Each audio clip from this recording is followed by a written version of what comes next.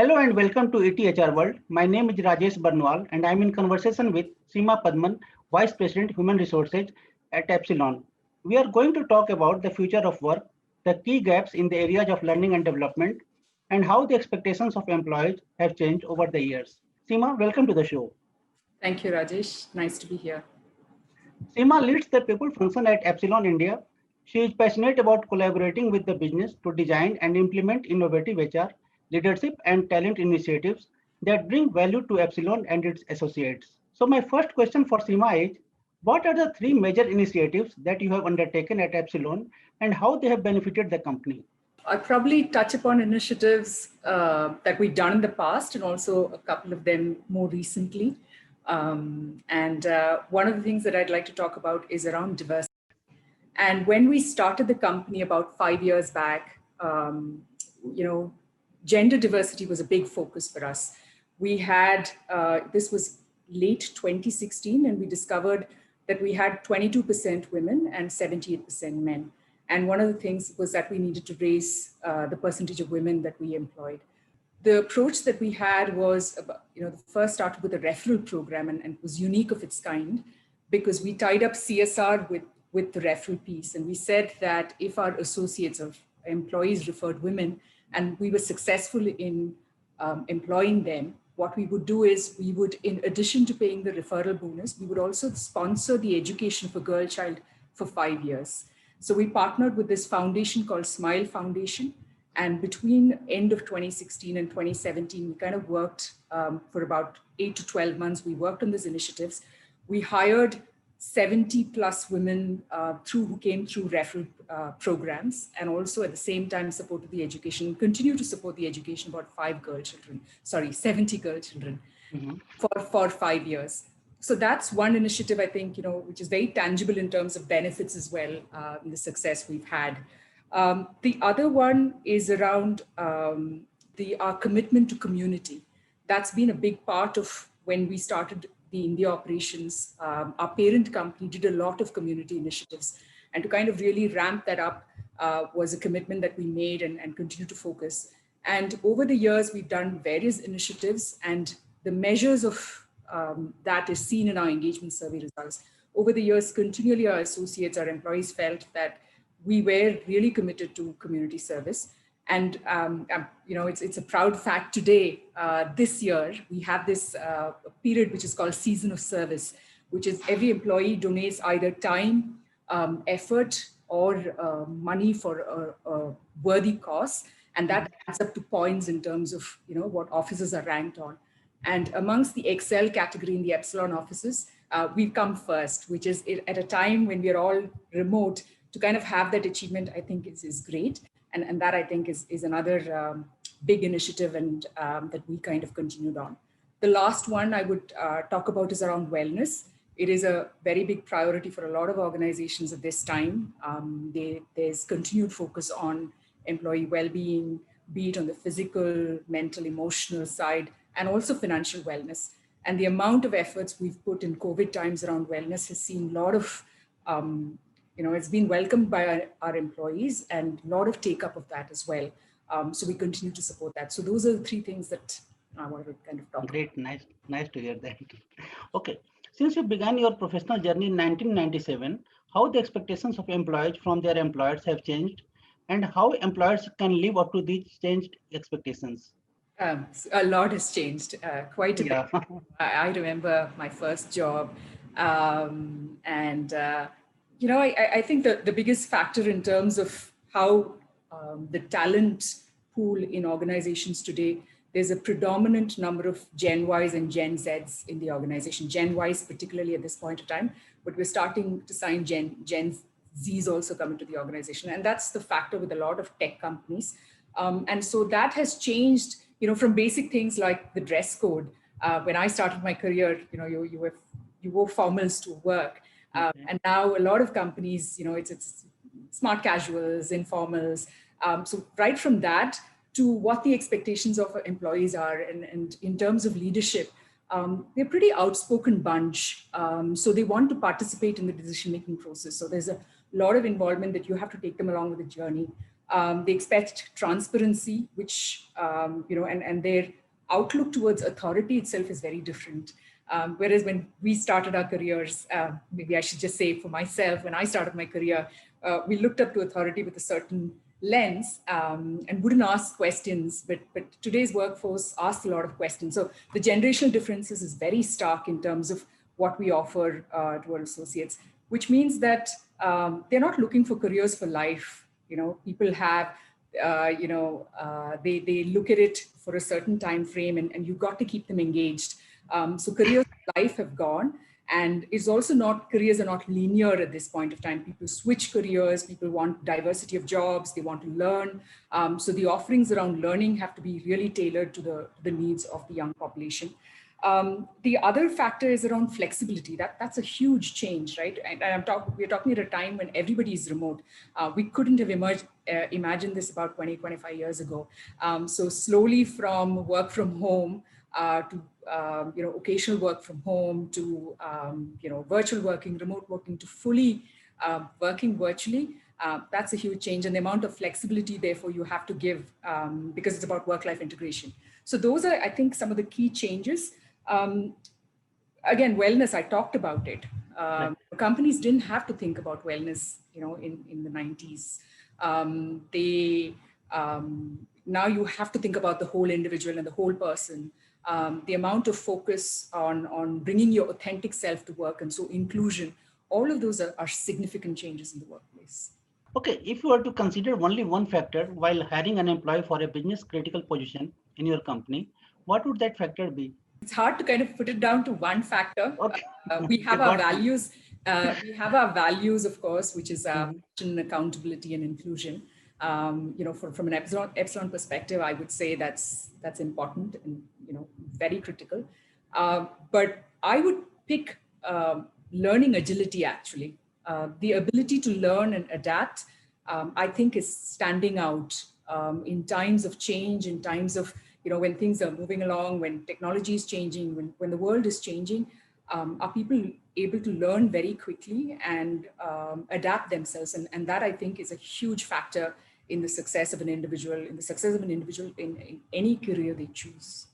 Okay, in terms of values, what are the values you are expecting from the prospective employees?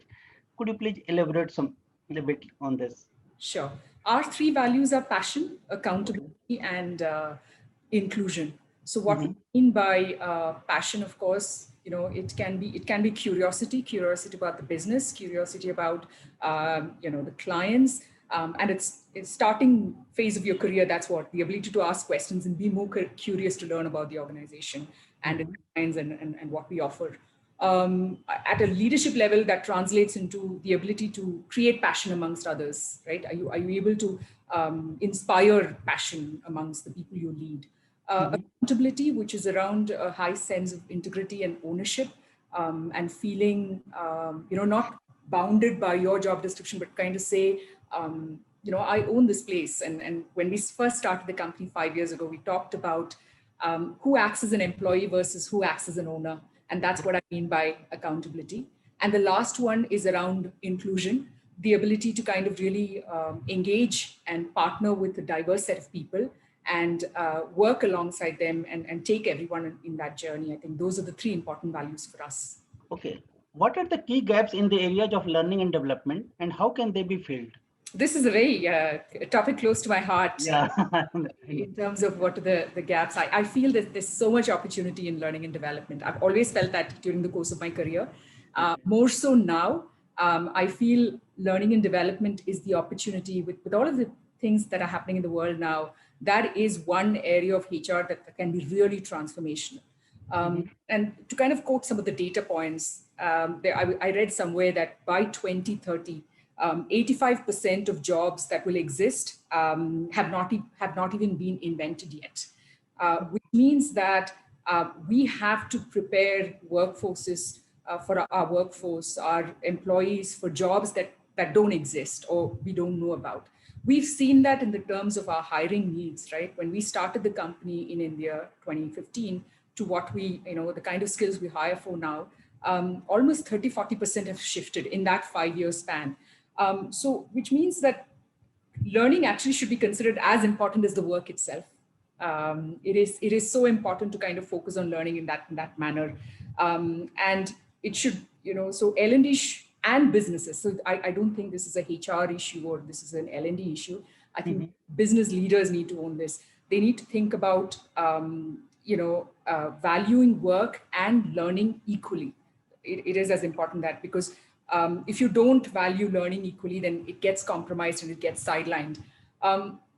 So what can be done from a learning and development piece is that really start to kind of better integrating learning and work. That's an important perspective, important ask. Really personalizing learning, making it relevant to the individual. A lot of the times, L&D functions want to push, want to get more people attending training. And the complaint of L&D teams will always be, we don't have enough people taking up training. That's probably because you've not kind of shown the linkage of learning to their careers and also it's relevant and personal to them. If you take leadership development, for an example, you tend to give a standard set of training programs and apply to everybody who are leaders or managers. But the needs of each individual differs, and each individual has a certain style which has strengths and which has areas of development as well. Right. If you don't personalize it and tailor to the needs of the individual, then you will not get people signing up. So it's important for business leaders now to kind of think about how learning, the relevance of learning in terms of careers, and both as a strategy to engage people, to attract people. L&D functions just need to transform themselves in partnership with the business. Okay, how do you visualize the future of work? There's a lot of reading material out there. So I'm trying to, one of the things that you realize in times of change is that you're figuring out as you go along. There's a lot of content out there which talks about the future of work. But I think if you were to kind of separate it into 4-5 dimensions, right? The first one is the way we work is changing.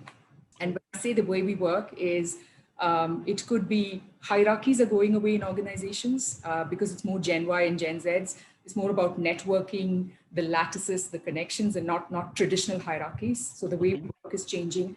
The way we work in terms of jobs to tasks, because a lot of automation is coming in. Pieces of your whole job is becoming automated, which means there's a lot more focus on tasks. You hear about people moving away from 5-day week to 4-day weeks. So the work is completely changing. The second is the tools we work with, they're changing. Technology has brought in so many changes with the advent of AI, ML. You see a lot of changes in terms of automation that's happening. So the tools we work with itself are changing. The second is the aesthetics of work, right? Okay. I'm working from home now. So they call it from the cubicle to the couch, right? So it's from that.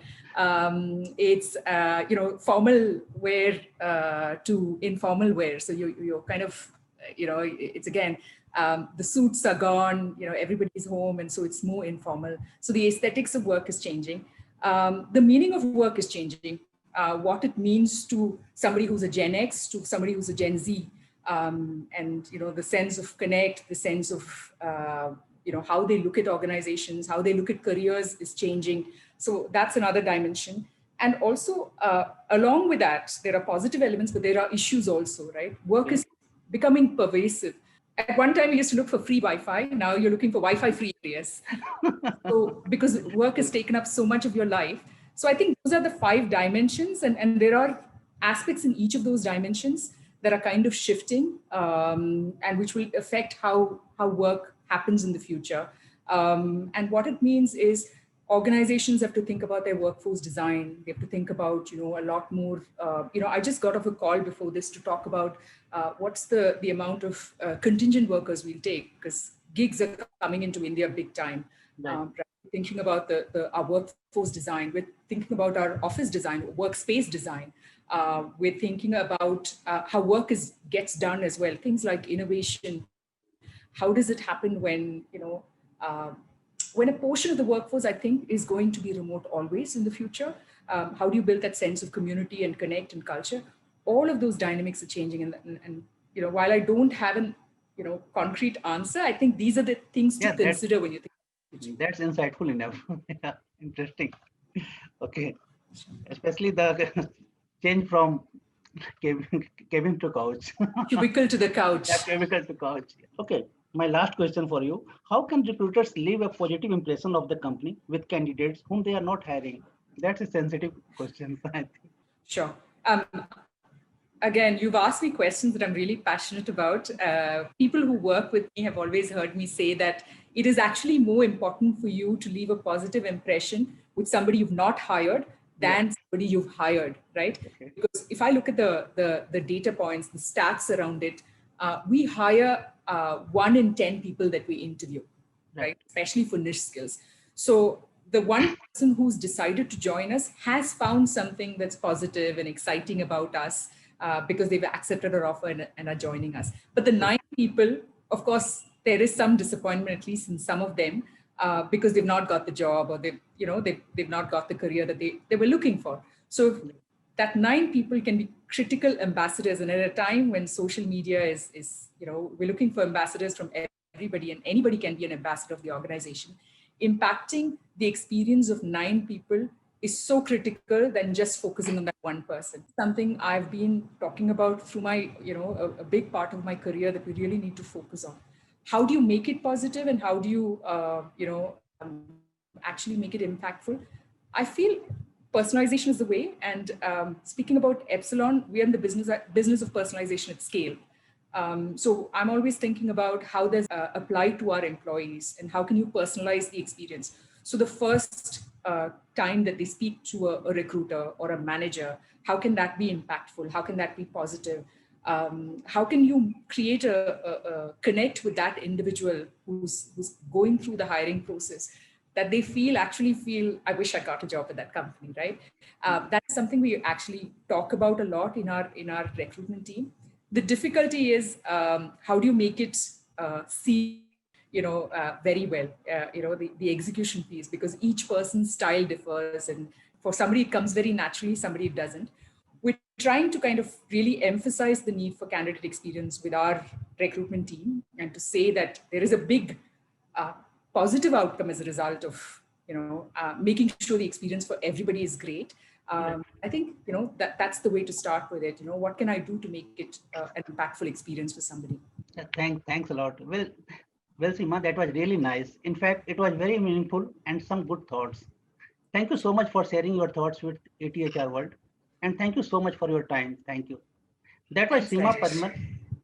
Thank you so much for watching ATHR World. Stay connected with ATHR World for a comprehensive insight on everything that matters in the HR world. Thank you. Thank you.